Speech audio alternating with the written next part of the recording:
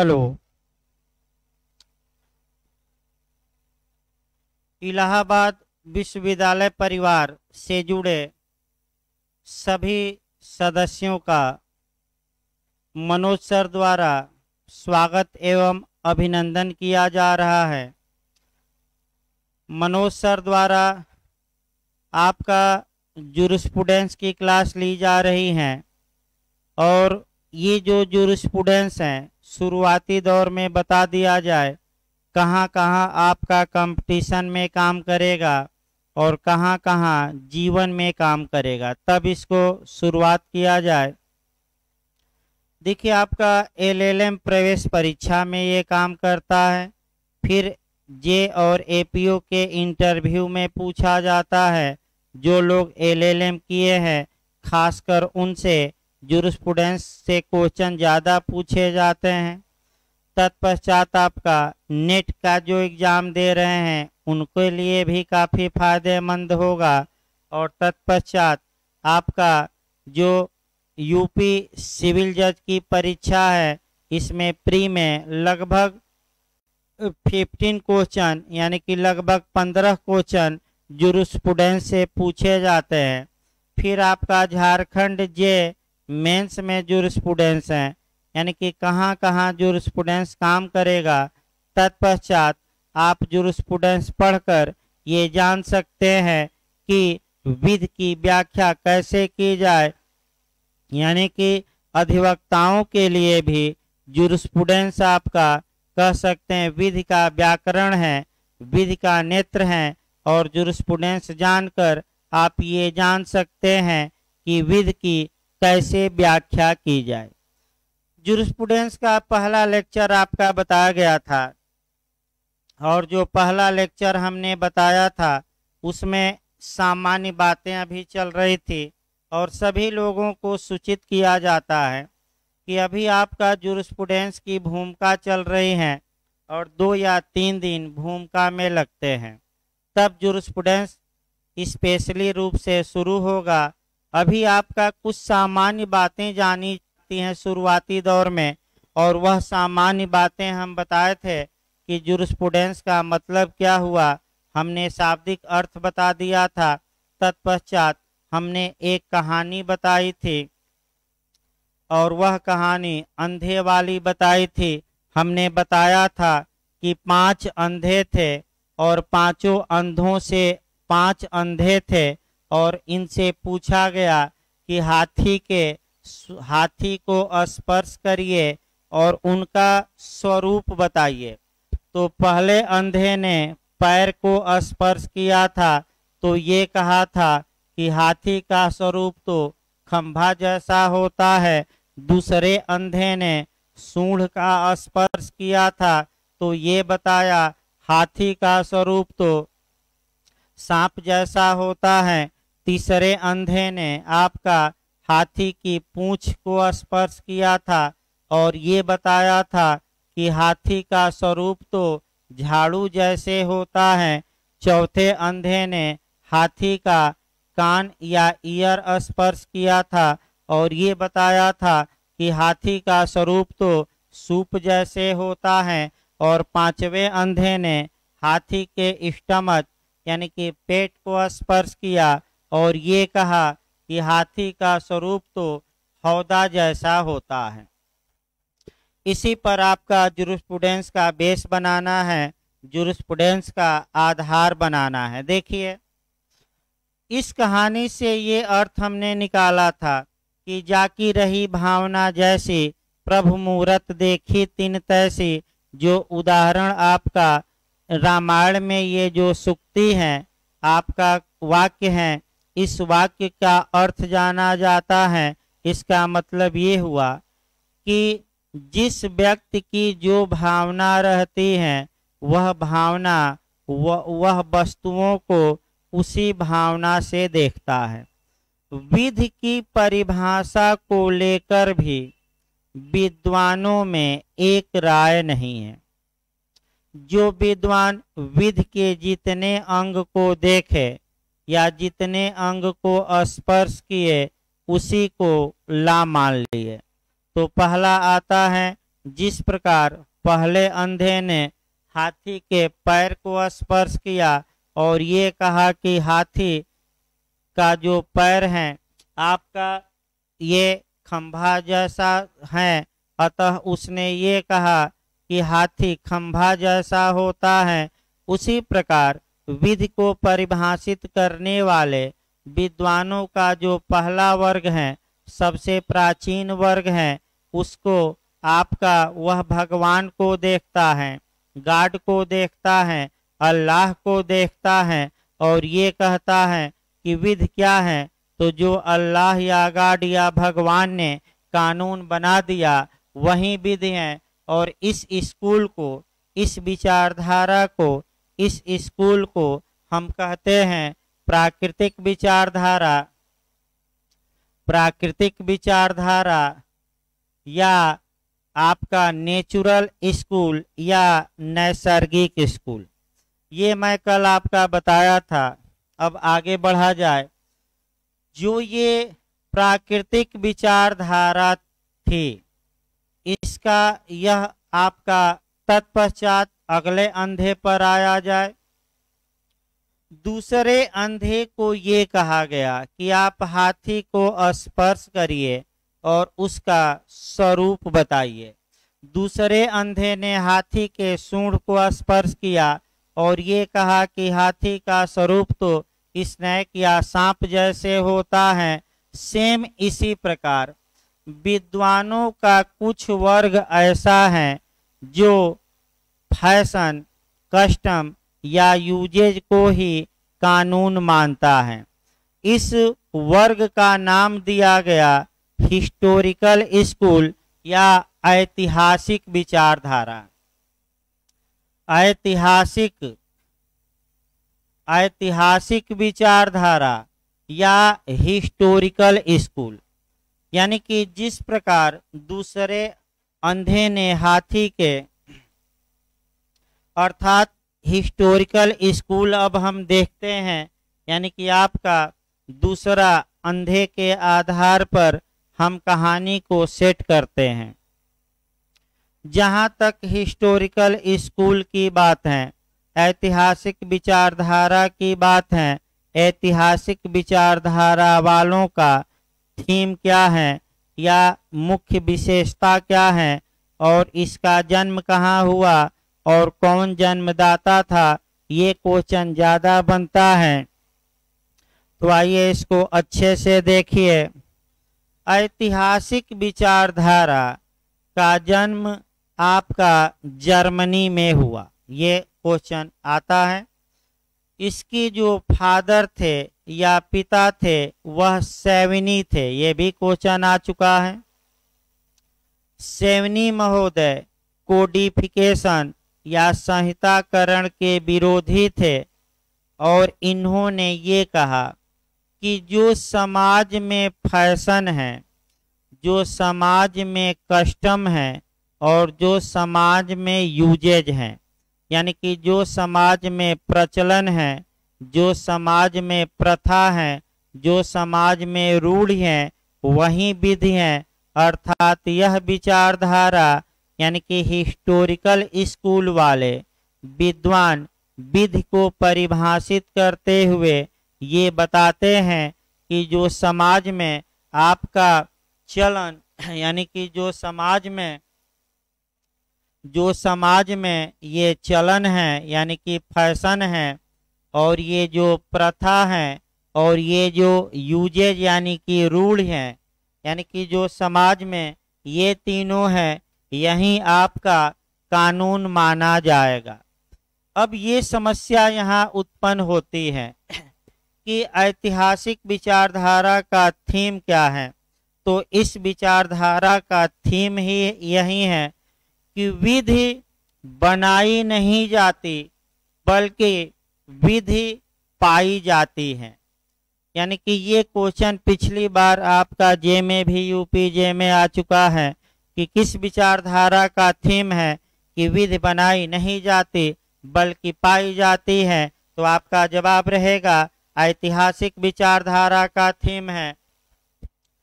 कौन सी विचारधारा प्रथा तथा रूढ़ि को कानून मानती है? ऐतिहासिक विचारधारा जवाब रहेगा। अगला क्वेश्चन, ऐतिहासिक विचारधारा का जन्म कहाँ हुआ? जर्मनी में। अगला क्वेश्चन, ऐतिहासिक विचारधारा का पिता कौन है? जन्मदाता कौन है? सेवनी। अब इसमें आपको 3 शब्दों को देखना है। ये इंटरव्यू में भी आपका यूपीजे में आ चुका है। देखिए, किसी व्यवहारचर्या या किसी कंडक्ट की जो प्रारंभिक स्थिति होती है, प्राइमरी स्टेज होता है, उसे फैशन कहा जाता है।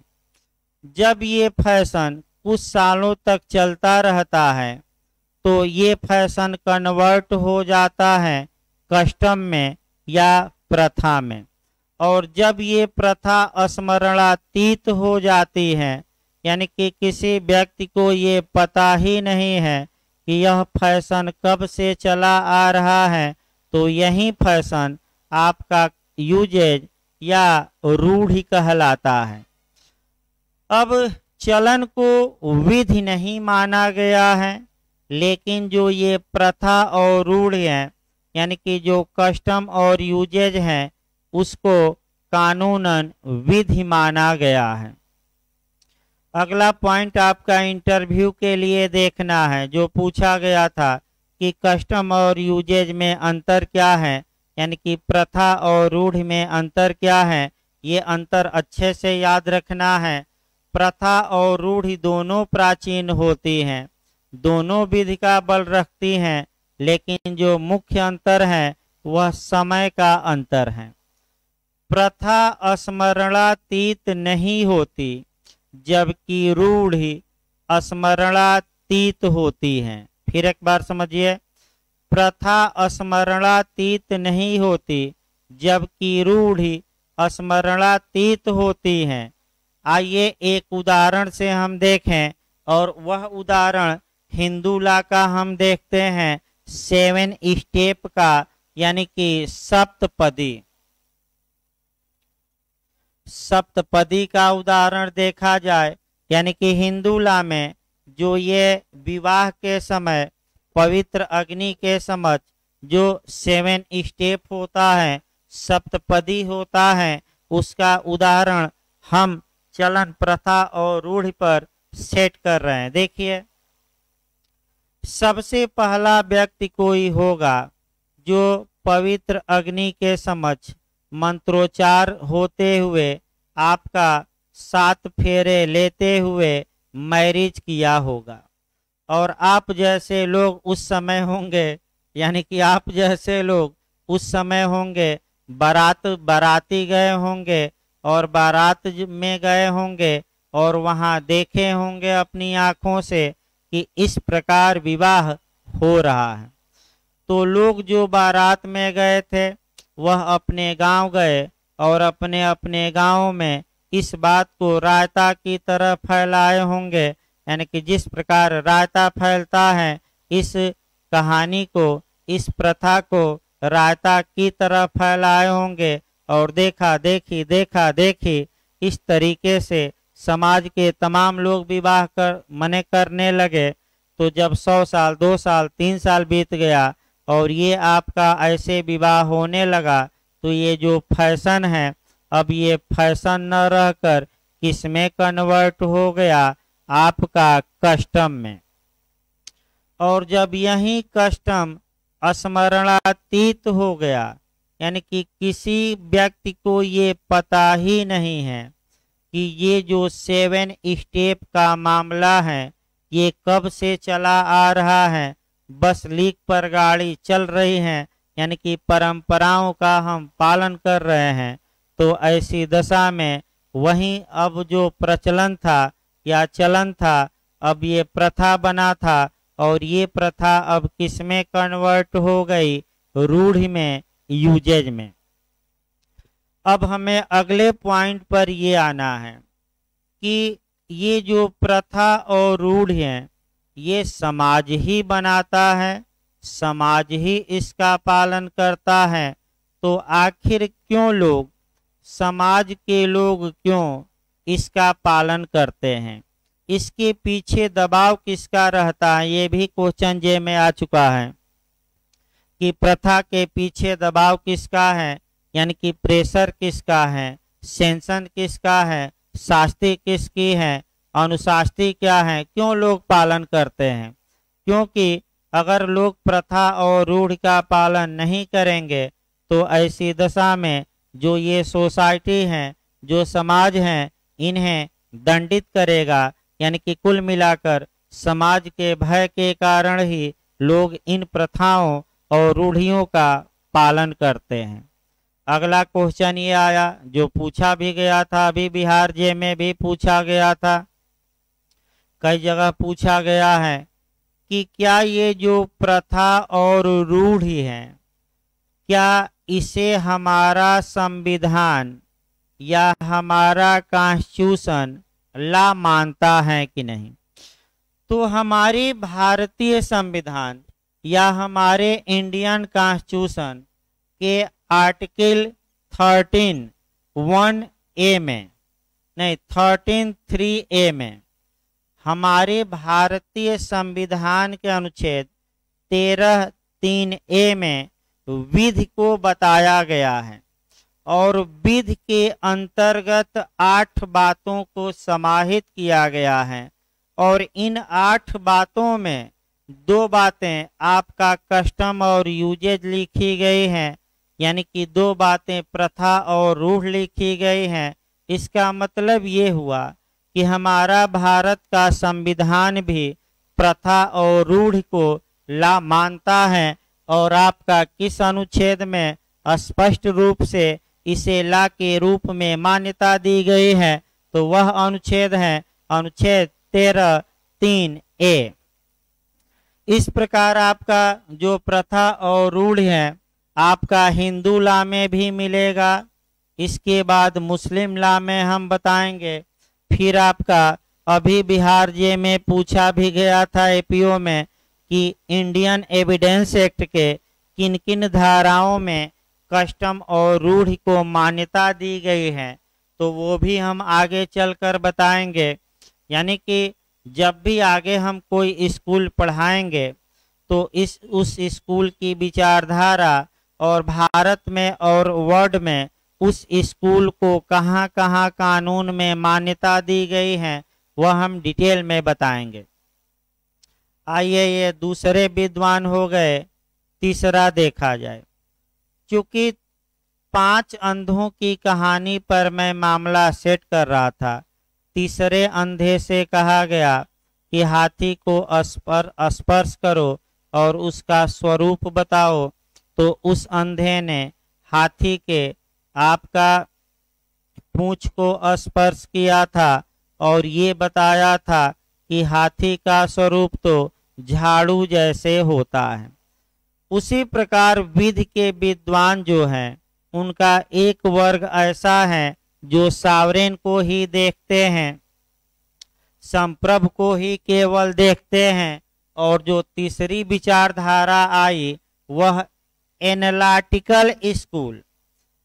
एनालिटिकल स्कूल का मतलब तीसरी विचारधारा हम चल रहे हैं, एनालिटिकल स्कूल या हिंदी में विश्लेषणात्मक स्कूल, विश्लेषणात्मक स्कूल या एनालिटिकल स्कूल।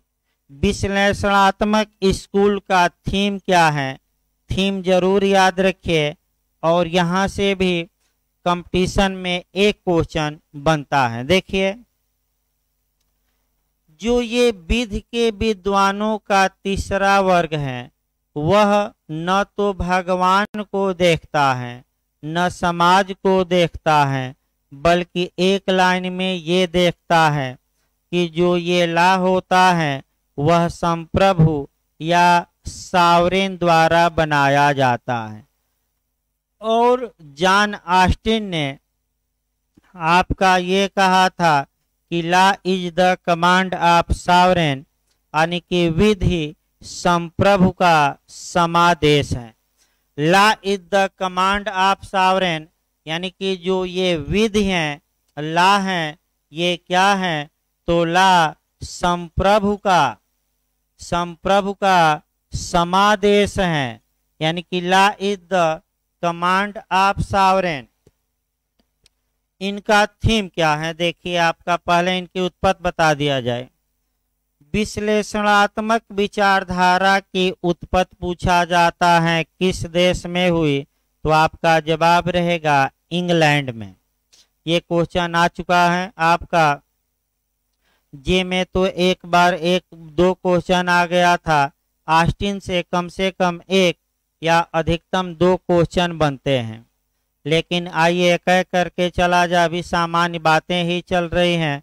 पहला क्वेश्चन ये उठता है कि एनालिटिकल विचारधारा का जन्म कहाँ हुआ था, तो इंग्लैंड मारकर आइएगा। दूसरा क्वेश्चन पूछा है एनालिटिकल विचारधारा के जन्मदाता या फादर या पिता कौन है, तो जॉन ऑस्टिन मारकर आइएगा। फिर तीसरा क्वेश्चन बनता है कि आंग्ल विधि शास्त्र का पिता कौन है, यानी कि जो इंग्लैंड का जूरिस्प्रूडेंस है उसका फादर कौन है, तब भी जॉन ऑस्टिन ही मारिए।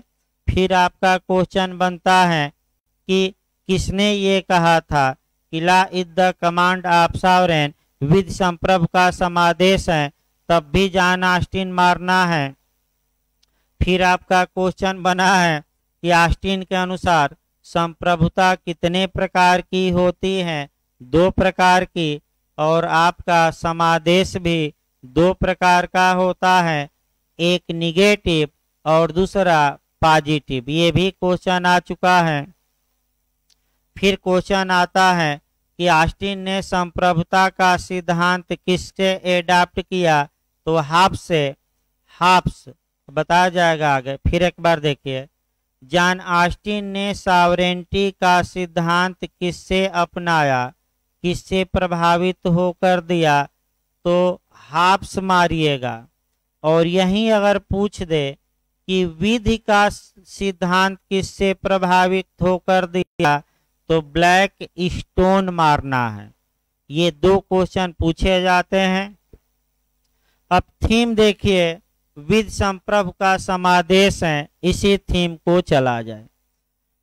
जो एनालिटिकल विचारधारा वाले हैं उनका ये मानना है कि कानून या विधि पाई नहीं जाती बल्कि जानबूझकर विधि पाई नहीं जाती बल्कि जानबूझकर बनाई जाती है। फिर एक बार हम बैक होते हैं। अगर ये क्वेश्चन आए कि विधि बनाई नहीं जाती बल्कि पाई जाती है, तो हिस्टोरिकल स्कूल मारिएगा कंपटीशन में। और अगर ये क्वेश्चन आए कि विधि बनाई जाती है पाई नहीं जाती, तब आप एनालिटिकल मारकर आइएगा। तो कानून कौन बनाता है, सॉवरेन बनाता है। सॉवरेन कौन होगा, ये आपको आगे डिटेल में हम बताएंगे जब एनालिटिकल विचारधारा शुरू करेंगे। लेकिन विधि संप्रभु का समादेश है, अर्थात किसी देश में एक सॉवरेन होगा, वह समादेश देगा और आपका उस वही समादेश ला होगा, यानी कि जो कमांड सॉवरेन देता है, कमांड के अंदर ही लोगों का कर्तव्य या ड्यूटी छुपी रहती है। और यदि लोग इस सॉवरेन द्वारा दिए गए कमांड को नहीं मानते, तो ये जो सॉवरेन है वह लोगों को अनुशास्ति देगा, सेंशन देगा, अर्थात शास्ति देगा। इसका मतलब ये हुआ कि एनालिटिकल विचारधारा ये बताती है कि विधि का पालन समाज में लोग इसलिए करते हैं क्योंकि उन्हें अनुशास्ति यानी कि प्रतिकर, जुर्माना, संपत्ति का समपहरण इत्यादि का भय होता है। यानी कि कहावत भी कही जाती है कि भय बिना प्रीति नहीं होती।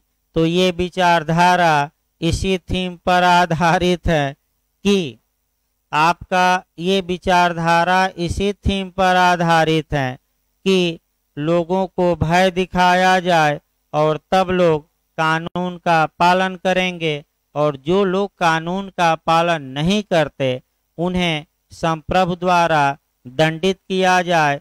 अर्थात इसका मतलब ये हुआ कि जिस प्रकार एक लुटेरा आता है और बंदूक दिखाता है और कहता है कि सारा सामान हमें दे दो, नहीं तो जान से मार दिए जाओगे, उसी प्रकार ऑस्टिन का भी सिद्धांत है। ऑस्टिन आते हैं, बताते हैं कि संप्रभु ने समादेश दिया है, उसका जनता पालन करे, नहीं तो ये संप्रभु जनता को दंडित करेगा।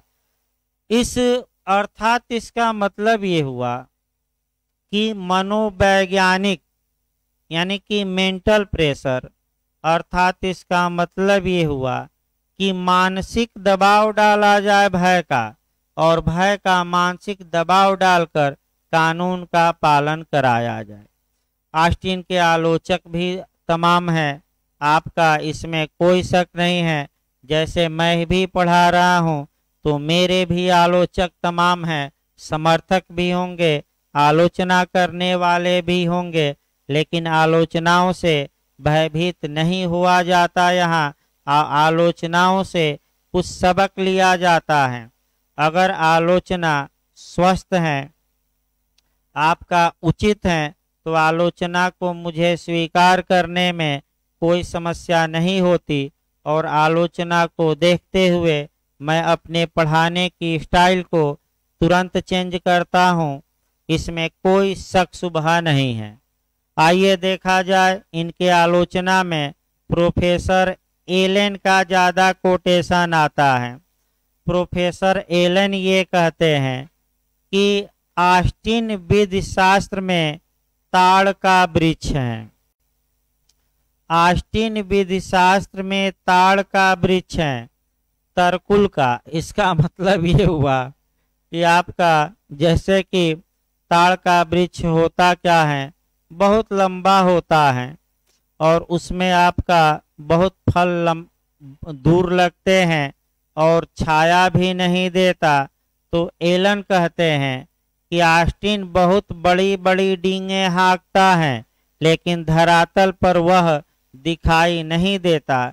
जैसे सरकारें हैं, बहुत बड़ी बड़ी डींग हाँकती हैं, ये भ्रष्टाचार हम खत्म कर देंगे, वे भ्रष्टाचार खत्म कर देंगे, लेकिन धरातल पर न लोकपाल का कोई असर है, न अन्य संस्थाओं का, और भ्रष्टाचार या करप्शन दिन दूना रात चौगुना बढ़ता जा रहा है। यानी कि बड़ी बड़ी बातें फेंकना तो हम नहीं कर रहे हैं, ये प्रोफेसर एलन कर रहे हैं कि ऑस्टिन बड़ी बड़ी बातें तो करता है, लेकिन धरातल पर उन बातों का कोई महत्व नहीं है।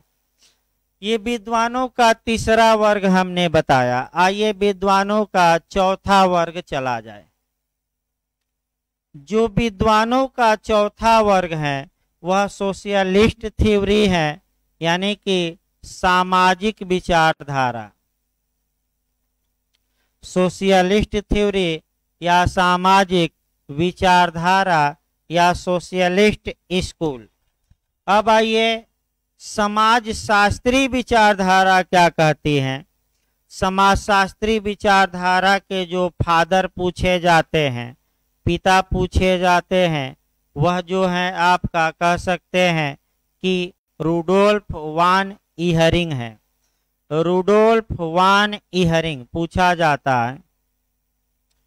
लेकिन हमें समाजशास्त्री विचारधारा का थीम देखना है कि आखिर ये जो सोशल स्कूल है या समाजशास्त्रीय पद्धति हैं, इसका थीम क्या है। तो समाजशास्त्री विचारधारा दो तीन बिंदुओं पर खास तौर पे गौर करेगी। पहला ये करेगी कि चाहे ला कोई भी बनाए, उससे मतलब नहीं है, ला ऐसा होना चाहिए जो समाज के अधिक से अधिक लोगों की अधिक से अधिक भलाई कर सके। अर्थात फिर एक बार समझिए, ला कोई भी बनाए, लेकिन उससे मतलब नहीं है मतलब ये है कि वो समाज, वह जो समाज है, क्या उस समाज में उस लॉ से अधिक लोगों की भलाई हो रही है। और दूसरा पहलू ये है कि अगर समाज में उस कानून का पालन नहीं किया जा रहा है तो उसका रीजन खोजा जाए और कानून को ऐसा बनाया जाए ताकि समाज में उसका पालन हो। जैसे कि इसीलिए इसे आपका मने जूरिस्प्रूडेंस में फिर एक बार समझिए, कानून में जो बातें लिखी गई हैं उसका समाज में पालन होना चाहिए, और यदि कानून में लिखी गई बातों का समाज में पालन नहीं हो रहा है तो उसका रीजन खोजा जाए और उसका कारण खोज के उसका निवारण किया जाए ताकि पुस्तकीय बातें और व्यवहार में जो बातें हैं वह समान हो। एक उदाहरण मैं आपको बता रहा हूँ, वह उदाहरण डावरी एक्ट क्या है, दहेज प्रतिषेध अधिनियम 1961 यानी कि द डावरी प्रोविजन एक्ट 1961 के तहत दहेज लेना और दहेज देना, दहेज के लिए विज्ञापन करना इत्यादि को प्रतिबंधित किया गया है और दंडनीय बनाया गया है। लेकिन क्या ये कानून समाज में लागू है? समाज में आपका बिना दहेज के विवाह मुश्किल हो जा रहा है। इसमें दो पॉइंट हैं कि अगर आपका दहेज लिया जाए तब भी समाज आपत्ति करता है और आपका न लिया जाए तब भी करता है। देखिए एक उदाहरण, अगर कोई लड़का ये चाहता है कि वह बिना डावरी या दहेज का विवाह करे तो मैं भी उसकी इच्छा का पूरी तरह सम्मान करता हूँ, लेकिन वास्तविकता क्या है, अगर वह लड़का ये चाहता है कि उसका विवाह बिना दहेज या डावरी के हो तो ये समाज क्या कहेगा? देखिए समाज यही कहेगा कि ये लव मैरिज किया होगा तभी तो इतने बड़े पद पर होते हुए दहेज नहीं लिया है। और दूसरा ये कह सकता है समाज कि जरूर लड़के में कोई ना कोई बाहरी या अंदरूनी खोट होगा, यानी कि कमी होगी, तभी तो दहेज नहीं ले रहा है, नहीं तो जिस पद पर है लाखों करोड़ों दहेज मिलता, आखिर क्यों बिना दहेज की शादी कर रहा है। यानी कि न लीजिए तब भी समाज ये जीने नहीं देगा और अपना मुख चलाता रहेगा, और लीजिए तब भी। तो ये कानून ऐसा है जो बन तो गया, लागू भी है भारत में, लेकिन आपका इसका पालन समाज में नहीं किया जाता। तो समाजशास्त्री विचारक बताते हैं कि आखिर ये कानून समाज में क्यों नहीं लागू है। आप कारण खोजिए और कारण खोजकर कानून में बदलाव लाइए ताकि जो कानून में बातें लिखी गई हैं वह समाज भी पालन करे। तत्पश्चात आपका यह विचारधारा ये बताती है कि व्यक्तियों के इंटरेस्ट होते हैं, समाज में हित होते हैं, अतः इस विचारधारा को हितों की विचारधारा भी कहते हैं। व्यक्तियों के समाज में इंटरेस्ट होते हैं और कानून का काम है कि जो व्यक्तियों के हित हैं समाज में, जो उसमें टकराव होता है उस टकराव को कम किया जाए, यानी कि हितों के टकराव को कम किया जाए और समाज का विकास किया जाए, कानून लागू किया जाए।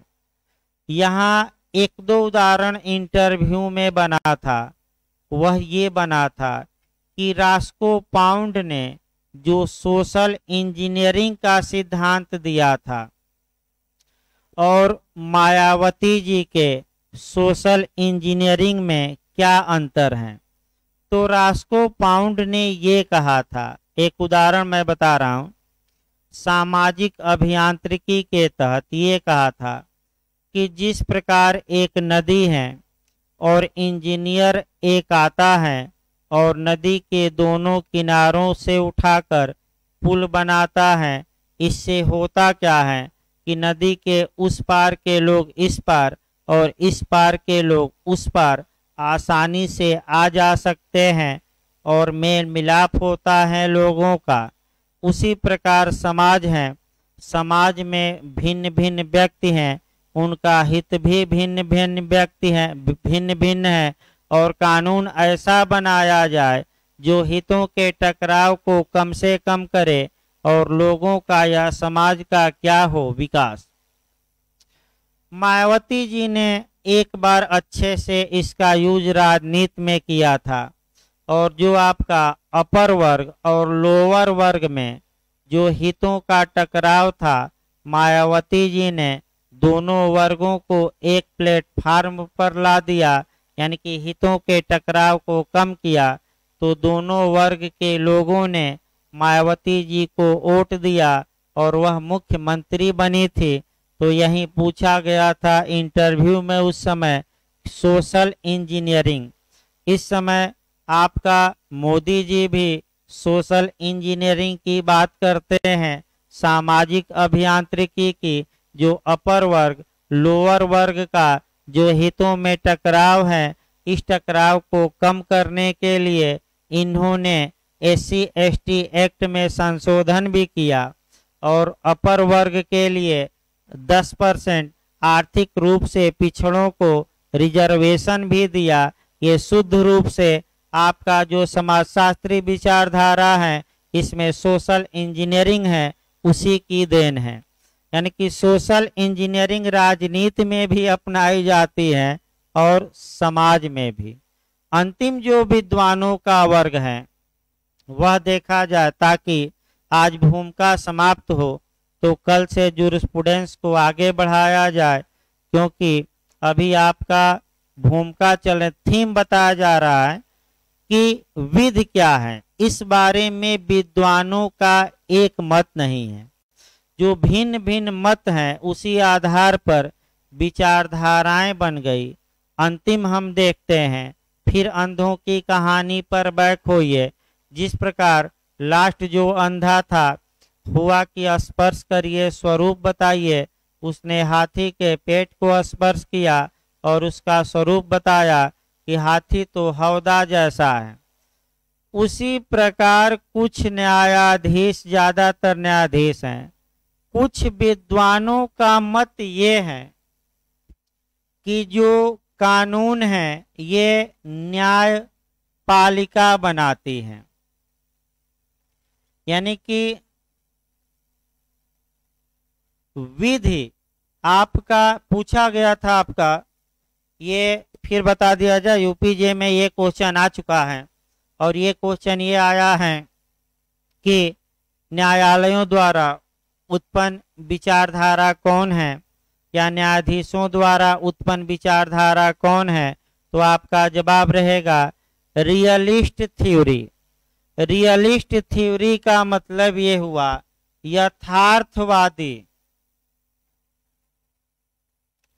यथार्थवादी विचारधारा। इसका थीम देखिए क्या है। देखिए 3 एंगल से इसे हमें पढ़ना है रियलिस्ट थ्योरी को। पहला एंगल ये पढ़ना है कि जब न्यायाधीश किसी मामले में कोई फैसला देता है तो ऐसी दशा में उस फैसले पर उस न्यायाधीश का व्यक्तित्व या पर्सनालिटी इफेक्ट डालती है। यानी कि अगर वह न्यायाधीश उदारवादी है तो लोगों के अधिकारों की रक्षा के लिए अधिक फैसला देगा, और यदि वह न्यायाधीश उदारवादी नहीं है तो लोगों के अधिकारों की रक्षा के लिए कम फैसला देगा। ये शुद्ध रूप से उच्च न्यायालय में भी देखा जाता है। वकील साहब डरते हैं कि ये जज की पीठ है और इसमें अगर हमने अपना मामला लगाया तो ये खारिज कर देगा ये आ जाए बेंच तब डालेंगे, क्योंकि ये उदारवादी हैं। ये उच्च न्यायालय में आप देख सकते हैं। तो पर्सनालिटी का यानी कि उसकी शिक्षा क्या, उसके विचार हैं, उसका व्यक्तित्व क्या है, किस मने आपका स्तर से आगे बढ़ा है, इसका भी प्रभाव पड़ता है।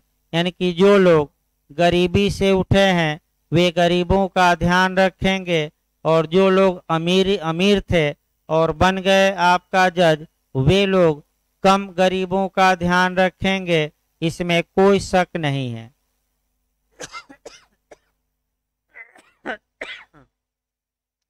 दूसरा इस विचारधारा का जो थीम है वह ये है कि जब न्यायालय निर्णय देता है तो उस निर्णय का प्रभाव विधि बनाने पर पड़ता है। यानी कि न्यायाधीश द्वारा दिए गए फैसले का इफेक्ट कानून बनाने पर पड़ता है, और पड़ा भी है भारत में। जैसे कि शिक्षा का अधिकार, राइट टू एजुकेशन देख लीजिए, ट्रिपल तलाक का प्रतिबंध देख लीजिए, साहबानो प्रकरण देख लीजिए, कानून देख लीजिए, तमाम कानून है, आगे बताए जाएंगे। और अंतिम ये है आपका कि जो न्यायाधीश निर्णय देता है तो निर्णय द्वारा चोरी चोरी चुपके चुपके वह विधि का निर्माण भी कर देता है और आपका कानून भी बना देता है। यानी कि जज कभी भी नहीं कहते कि हम कानून के निर्माता हैं, लेकिन निर्णय में ऐसा आपका वाक्य लिख देंगे कि नए नए नियम वो बना देते हैं। यानी कि ये रियलिस्ट थ्योरी का थीम है। वैसे अब तक के कंपटीशन में आपका कम क्वेश्चन बना है यथार्थवादी विचारधारा से, बस एक क्वेश्चन बना है कि कौन सी विचारधारा जुडिशरी या जज द्वारा सृजित की गई है, उत्पत्त की गई है। तो आपका जवाब रहेगा ये रियलिस्ट थ्योरी या यथार्थवादी विचारधारा। इस प्रकार हमने 5 अंधों की कहानी बताई, 5 अंधों पर 5 प्रकार के विद्वान बताए, और अगले लेक्चर से अब आपका विधि की परिभाषा पहले बताई जाएगी, लॉ की डिफिनीशन, फिर जूरिस्प्रूडेंस की डिफिनीशन, और तब ये पांचों जो स्कूल हैं इसको हम डिटेल में बताएंगे। धन्यवाद।